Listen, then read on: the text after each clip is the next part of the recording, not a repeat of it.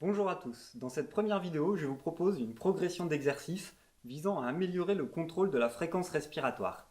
Cet objectif est une des cibles principales du kinésithérapeute auprès de la population de patients présentant une dysfonction ventilatoire, chez qui la fréquence respiratoire est souvent élevée. Sachez que l'apparition de symptômes lors d'un test d'hyperventilation augmentera l'intérêt du patient pour ces techniques en l'aidant à faire le lien entre ces symptômes et son mode respiratoire.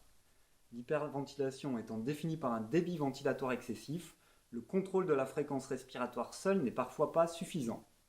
Les exercices suivants s'adressent aux patients qui présentent une fréquence respiratoire anormale au repos ou à l'effort, mais également à ceux qui présentent une dysrythmie, c'est-à-dire un rythme respiratoire anarchique. La fréquence respiratoire est un paramètre relativement facile à mesurer. Son évaluation se fait au repos, si possible à l'insu du patient, pendant qu'il remplit un questionnaire par exemple. Certains oxymètres haut de gamme affichent la fréquence respiratoire. Si vous avez la chance de disposer d'épreuves fonctionnelles cardio-respiratoires, vous aurez les valeurs de repos, au seuil de dyspnée et au pic de l'effort.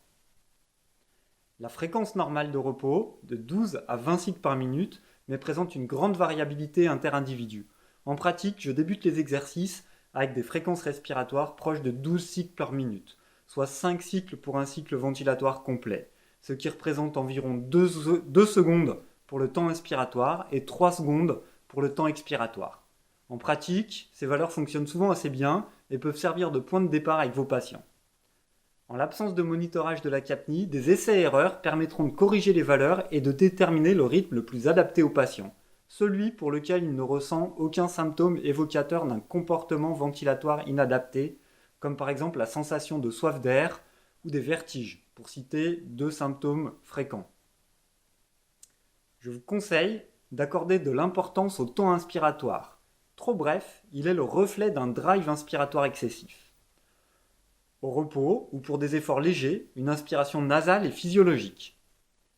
Les techniques comme la cohérence cardiaque, certains exercices de yoga ou l'utilisation d'applications comme Respirelax peuvent augmenter l'observance des patients et transformer ces moments d'exercice en jeu ou servir de point de départ à des exercices de relaxation parfois recommandés pour cette patientèle. Mais dans ce cas, attention, les consignes doivent être adaptées aux valeurs proposées par défaut qui visent une population standard. Pour ces exercices, les critères de réussite sont les suivants. Le patient ne doit pas ressentir de symptômes désagréables pendant les exercices, pas de dyspnée ni de symptômes évocateurs d'une hyperventilation. Voici quelques exemples d'exercices de difficulté progressive qui visent à automatiser des comportements ventilatoires adaptés et qui priorisent le contrôle de la fréquence ventilatoire.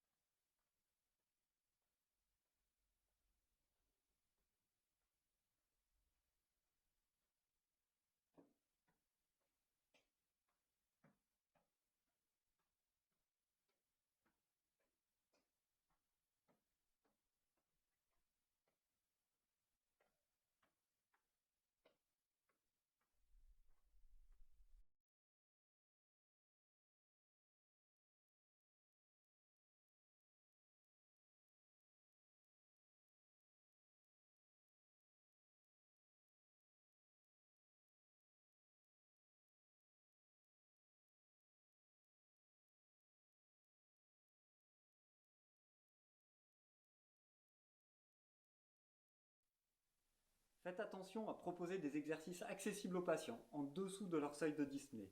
En dehors du cabinet, le patient peut utiliser ses propres pas comme repère extéroceptif et s'aider à contrôler la fréquence respiratoire.